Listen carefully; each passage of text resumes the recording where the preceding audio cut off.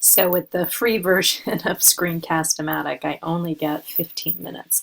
So I uploaded video 1 and now we're starting video 2. So to continue our conversation about language development, I think I was talking about this chart, which you'll want to look closely at as well, that looks at speech and language development. So here in this first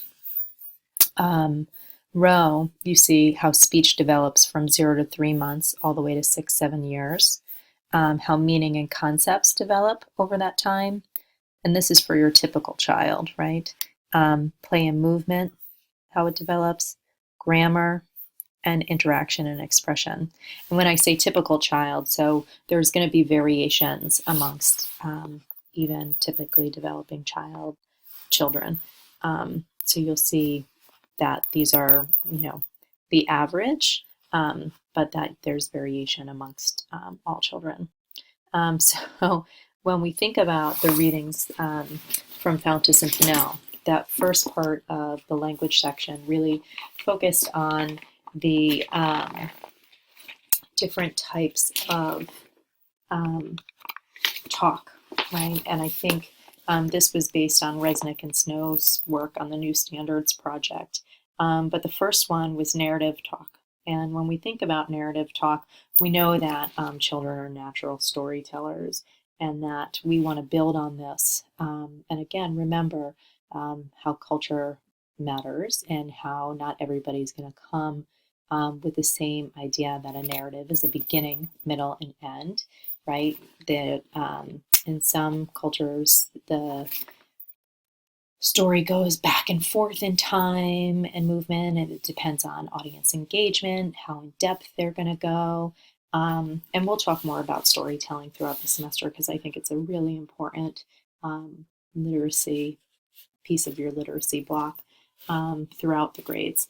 But we know, and we read about narrative talk, and then they have the section on explaining and seeking information and how children are naturally curious, and they start with really simple stories about what children have seen and done or what they've noticed and looked at, and how that really develops into much more deep thinking about our place in this world and about different items, right? Curiosities that we want to learn about. So they recommended organizing children's learning by theme. So digging into plants or into rocks and really guided by you, the teacher, explore a topic in depth over time.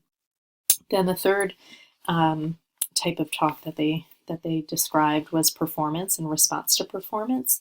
And in this part,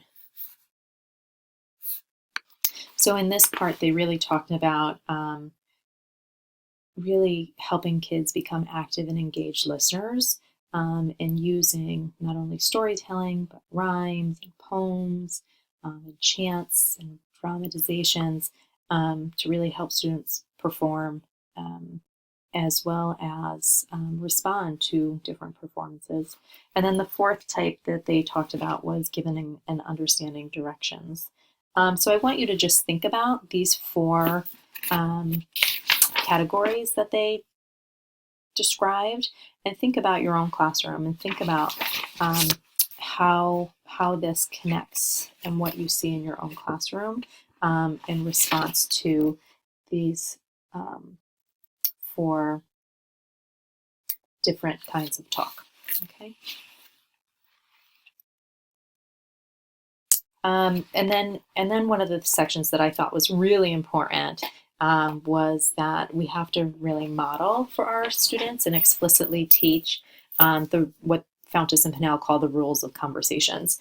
So they actually had this on a section, I can't remember where, but they actually talked about this pretty quickly, but how important it is to teach children how to take turns, right? And what are the language moves that you would make in taking turns?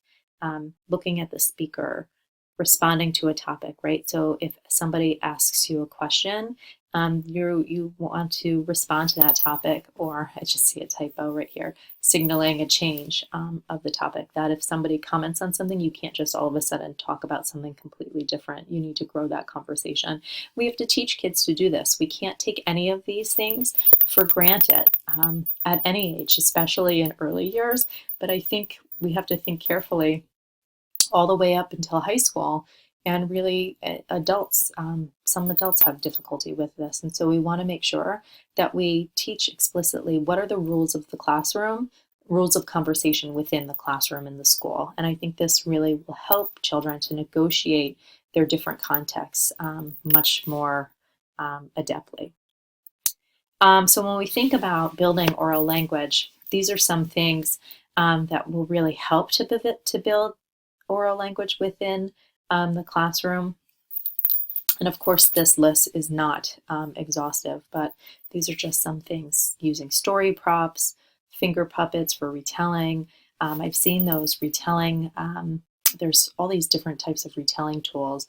One has it's almost like a keychain that has different strings on it and different charms to remember different parts of the story. But those will really help assist kids in remembering the different parts that they have to retell. Songs, chants, and poems, anything with predictable and patterned language, helping children learn how to preview selections, anticipate content. All of these things are vital to teach and not to just assume kids know. So I want you to think about what are some of the things that, and the ways in which you help to build language in your early classroom.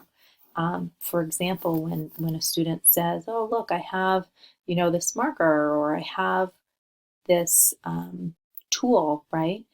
I want to introduce each tool in the classroom and ask, "So how did you use it?" That helps kids to describe how they would use the pencil. Really encouraging oral language and encouraging kids to describe their actions and their moves.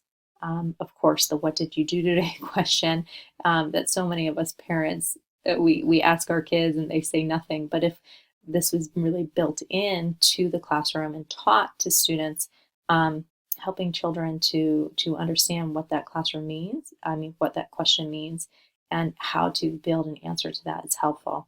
And then, of course, the good mystery bag. So to help kids use oral language and expand the words they use, having an item within that paper bag and having them feel around and only describe what they feel, right, without seeing the item.